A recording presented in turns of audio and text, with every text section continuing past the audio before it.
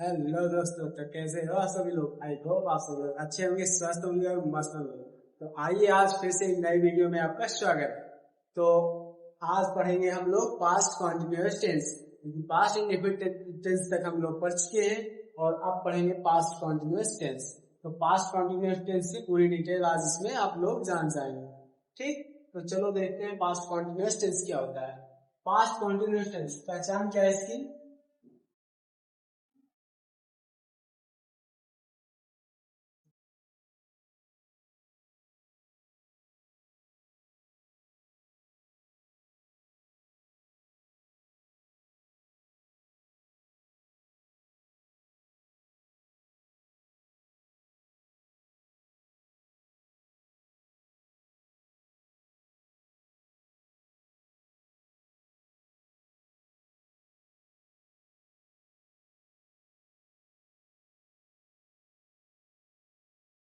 तो पहचान क्या है टेंस की।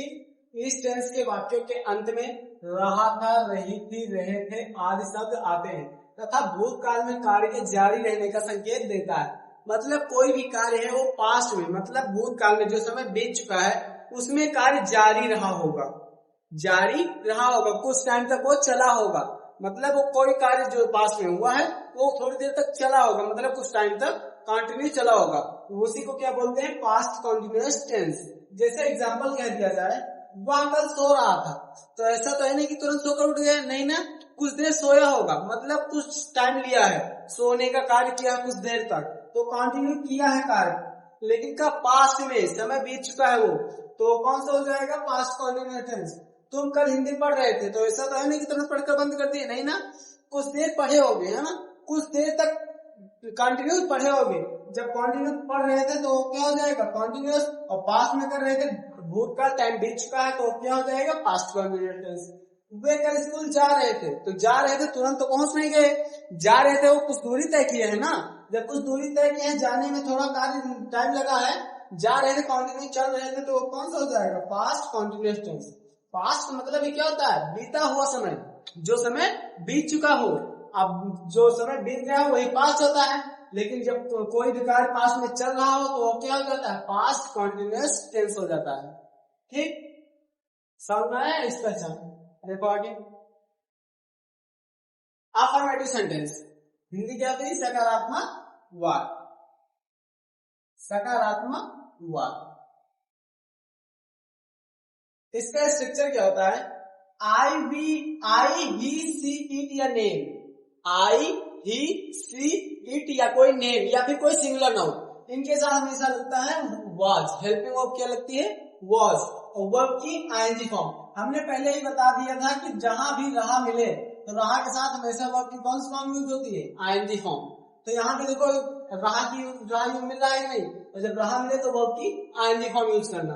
अब वर्ब के बाद ऑब्जेक्ट लिखा जाता है, ऑब्जेक्ट के बाद अदर वर्ड, ये तो हर टेस्ट में होता है। वी यू दे या फिर प्लूरल नाउन, इनके साथ हेल्पिंग वर्ब क्या लगता है, वर्ब लगता है।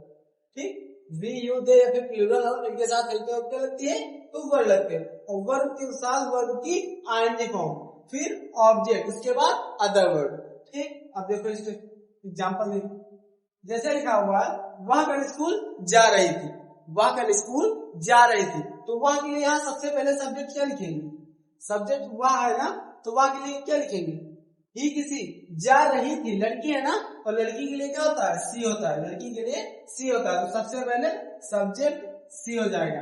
अब देखो सी के साथ प्लस मत क्या लिखना है, वाज लिखना है नहीं, क्योंकि पास्ट है और पास्ट में हेल्पिंग क्या लगाते हैं, वाज लगाते हैं।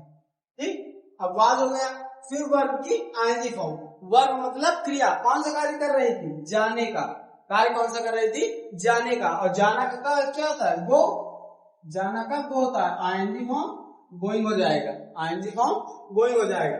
फिर ऑब्जेक्ट लिखना, अब जाने का कार्य कहाँ किया जा रहा है, स्कूल, जाने का कार्य स्कूल किया जा रहा है, स्कूल में, तो going to school, going to school. अब बचा क्या, कल, कल के लिए क्या लगाएंगे, यस्टरडे, क्योंकि टाइम क्या है, बीता हुआ है, टाइम बीता हुआ है, तो बीते हुए समय के लिए कल के लिए क्या लगाते हैं, यस्टरडे लगाते हैं। ठीक, ये देखो, तुम आज हिंदी पढ़ रहे थे, तुम आज हिंदी पढ़ रहे थे, सब्जेक्ट क्या है, सब काम कार्य जो हो रहा है वो कौन कर रहा है, तुम, पढ़ने का कार्य कौन कर रहा है? तुम। तो ये सब्जेक्ट है, और तुम के लिए क्या होता है? यू। तुम के लिए यू होता है, तो सबसे पहले अब यहाँ क्या लिखेंगे? यू लिखेंगे। और यू के साथ देखो क्या लगता है? तो वर्ब लगती है। क्या लगता है? यू के साथ वर्ब, यू के साथ वर्ब। तो यहाँ लगाएंगे वर्ब। वर्ब हो गया। अब वर्ब के बाद देखो वर्ब की आईएनजी फॉर्म लगाना है कि नहीं? वर्ब की आईएनजी फॉर्म। तो यहाँ वर्ब देखो क्या है? कौन सा कार्य करना है? पढ़ने का। और पढ़ना का क्या होता है? रीड। पढ़ना का रीड होता है। ING form reading. रीड मतलब क्या होता है? पढ़ना होता है। और आईएनजी फॉर्म क्या हो जाती है? रीडिंग हो जाती है। अब पढ़ने का कार्य देखो किस पर किया जा रहा है? हिंदी पर। क्या पढ़ रहे हो? हिंदी। तो हिंदी, रीडिंग हिंदी, रीडिंग हिंदी। आज बचा क्यों? आज। तो आज के लिए क्या हो जाएगा? टुडे हो जाएगा। बन गया। ठीक। ये देखो, मोहन कल खाना खा रहा था। मोहन कल खाना खा रहा था। तो कार्य कौन कर रहा है? मोहन। खाने का कार्य कौन कर रहा है? मोहन। तो मोहन सब्जेक्ट है, तो मोहन लिख दो। मोहन हो गया। मोहन एक नाम है। मोहन एक नाम है, और नाम के साथ हमें क्या लगती है? वाज लगती है। तो यहाँ क्या हो जाएगा? वाज। तो मोहन वाज। फिर वर्ब की आईएनजी फॉर्म। वर्ब क्या है? खाना। खाना मतलब ईट, और आईएनजी फॉर्म ईटिंग हो जाएगा। ईट की आईएनजी फॉर्म ईटिंग। अब क्या लिखना है? ऑब्जेक्ट। खाने का कार्य किस पर हो रहा है? खाना पर। तो खाना के लिए क्या हो जाएगा? Eating the food. Eating the food. अब बचा क्या? कल। और कल के लिए क्या हो जाएगा? यस्टरडे। कल के लिए यस्टरडे। ठीक। तो ये देखो तीनों एग्जांपल बता दिए मैंने। समझ में आ गया होगा, है ना? चलो आगे देखो। Negative sentence. नेगेटिव सेंटेंस का मतलब क्या होता है? नकारात्मक वाक्य।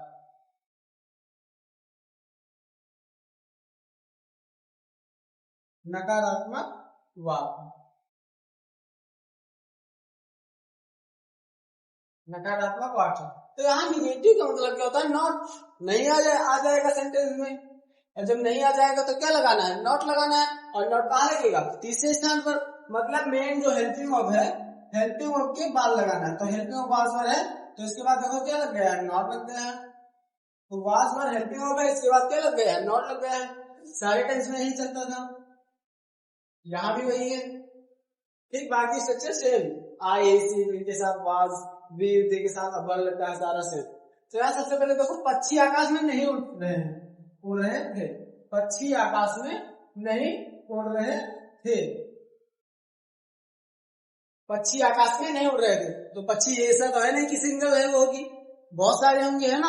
और बहुत सारे होंगे तो क्या हो जाएगा? बर्ड्स। बर्ड्स हो जाएगा।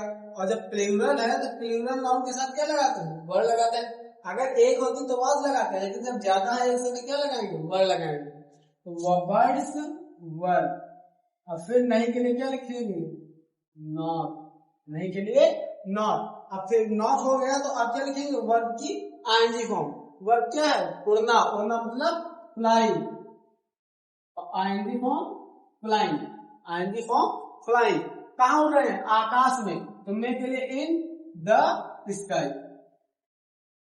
In the sky. ये वाला देखो, वे कल नदी में नहीं नहा रहे थे। वे कल नदी में नहीं नहा रहे थे। सब्जेक्ट क्या है? वे। वे के लिए क्या होता है? दे। वे के लिए दे होता है। तो दे के साथ क्या लगेगा? देखो, दे के साथ वर्ड लगेगा। तो यहाँ दे के साथ वर्ड लगाओ। फिर नॉट। तो नहीं है ना, तो नहीं के लिए क्या लग जाएगा? नॉट। फिर वर्ब की आईएनजी फॉर्म। वर्ब मतलब क्रिया। कौन सा कार्य कर रहा है? नहाने का। नहाना मतलब बात। नहाना मतलब बात। ING form bathing. अब कहा? नदी में। In river. नदी के लिए रिवर। कल। कल के लिए यस्टरडे। कल के लिए यस्टरडे। ठीक। यहाँ समझ में आ गया? क्लियर हो गया? ये देखो, वह कल अपने कपड़े नहीं धुल रही थी। वह कल अपने कपड़े नहीं धुल रही थी। सब्जेक्ट क्या है? वह। धुलने का कार्य कौन कर रही थी? वह। तो ये हो जाएगा सब्जेक्ट। और वह के लिए क्या होगा? ही किसी लड़की है ना, धुल रही थी। और लड़की के लिए क्या लिखते हैं? सी। लड़की के लिए सी, और सी के साथ क्या लगाएंगे, वाज लगाएंगे, तो सी के साथ वाज हुआ, फिर नॉट, तो नेगेटिव ही होगा, है देखो, तो नहीं के लिए क्या लग जाएगा, नॉट लग जाएगा। फिर वर्ब की आईएनजी फॉर्म, वर्ब कौन सी है, घुलना, घुलना मतलब वॉश, और आईएनजी फॉर्म वॉशिंग। ऑब्जेक्ट, घुलने का कार्य किस पर हो रहा है, कपड़े पर, तो वॉशिंग क्लॉथ्स,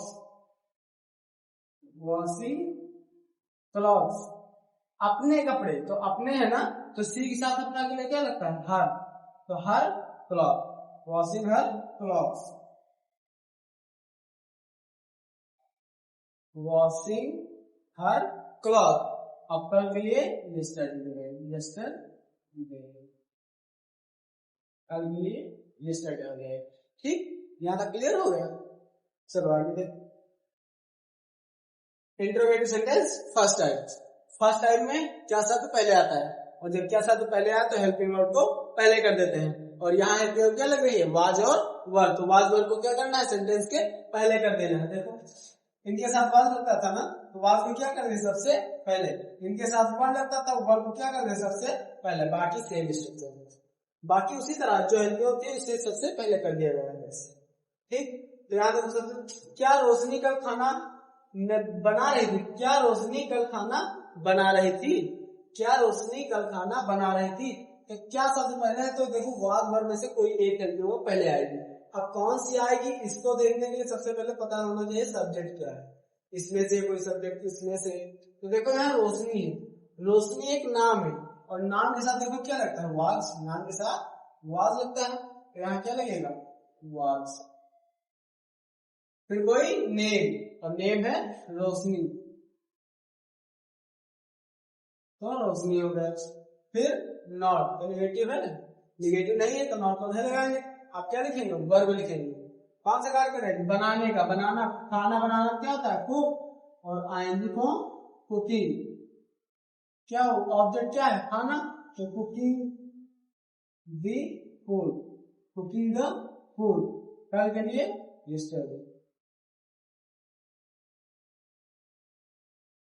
ठीक। अब लास्ट में क्या लगेगा, क्वेश्चन मार्क, ठीक है, इंट्रोगेटिव है तो क्वेश्चन मार्क जरूरी है लगाना, समझ में आ गया। ये देखो, क्या तुम कल अंग्रेजी बोल रहे थे, क्या तुम कल अंग्रेजी बोल रहे थे, तो सबसे पहले मुझे लिखना है क्या, हेल्पिंग वर्ब। अब यहाँ हेल्पिंग वर्ब क्या लगेगी, कैसे पता करोगे, सब्जेक्ट से, सब्जेक्ट क्या है, तुमको क्या बोलते हैं, यू, और यू के साथ देखो क्या लगता है, वर्ब, यू के साथ वर्ब लगता है, तो सबसे पहले क्या लिख देंगे, वर्ब, सबसे पहले वर्ब लिख देंगे। अच्छा वर्ब हो गया, अब क्या लिखेंगे, अब सब्जेक्ट लिखेंगे, सब्जेक्ट क्या था, यू था, और यू के लिए, तुम के लिए यू हो गया। फिर नॉट लिखेंगे, तो निगेटिव हो नहीं है, निगेटिव है ही नहीं, जब निगेटिव नहीं है तो नॉट नहीं लगाना, अब क्या लिखना है, वर्ब लिखना है। कौन सा कार्य कर रहे थे, बोलने का, बोलना मतलब स्पीक, बोलना मतलब स्पीक, सही से बोलता हूँ,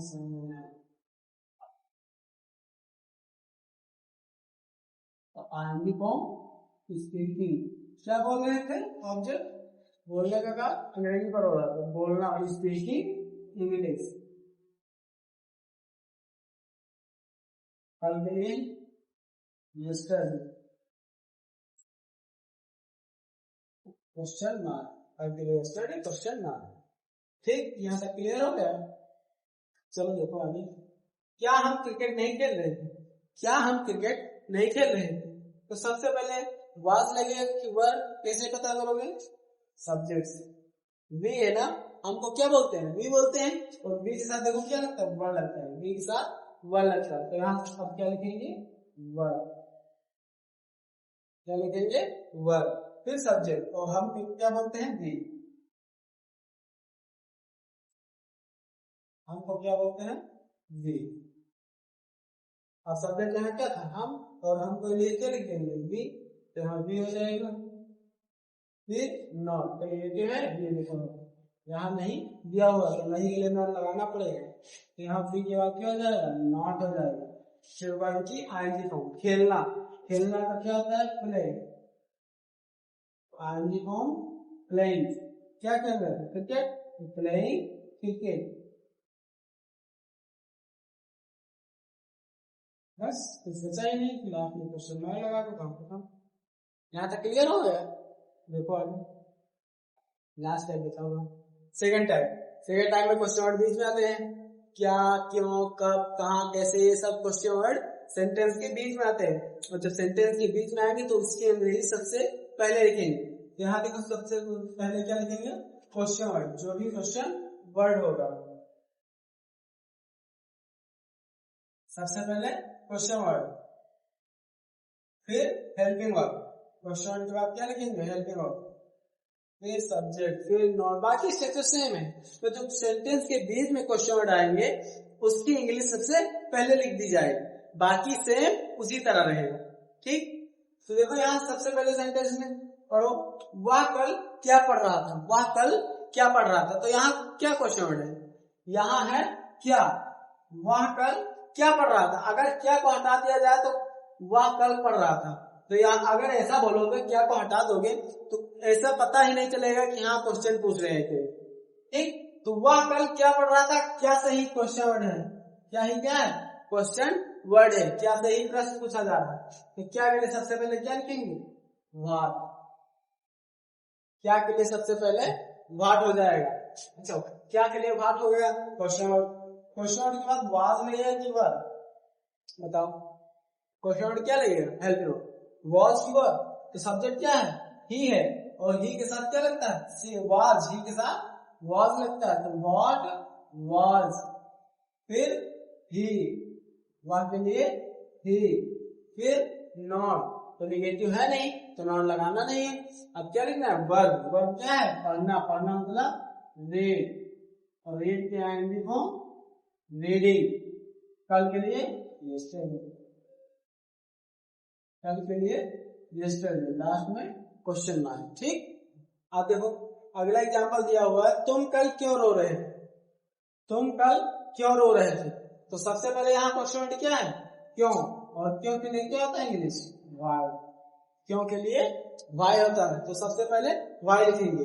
अब व्हाई के बाद वाज वर, सब्जेक्ट क्या है? यू, और यू के साथ देखो क्या लगता है? यू के साथ वर लगता है, तो अब यहाँ लगाएंगे वर, फिर यू लिखेंगे।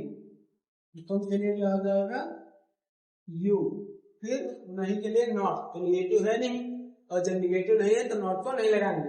अब क्या लिखेंगे? वर्ब की आईएनजी फॉर्म क्या है? रोना। रोना मतलब वेट, आईएनजी फॉर्म वेटिंग। कल, कल के लिए यस्टरडे, कल के लिए यस्टरडे, लास्ट में क्वेश्चन मार्क। समझ में आया? क्लियर हो गया?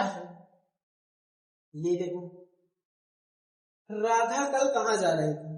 राधा कल कहाँ जा रही थी, तो यहाँ सबसे पहले क्वेश्चन वर्ड क्या है? क्वेश्चन वर्ड क्या है? कहाँ। क्वेश्चन वर्ड क्या है? कहाँ है, और कहाँ के लिए क्या होता है? वेयर। कहाँ के लिए वेयर होता है, तो सबसे पहले वेयर कर दिए। अब वेयर के बाद, वेयर के बाद क्या लिखेंगे? Helping verb. अब क्वेश्चन वर्ड हो गया तो हेल्पिंग वर्ब लिखेंगे, और हेल्पिंग वर्ब क्या लगेगा? वाज की वर्ब। इसको पता करने के लिए सब्जेक्ट पता करना पड़ेगा, और सब्जेक्ट यहाँ क्या है? राधा है, और राधा एक क्या है? नाम।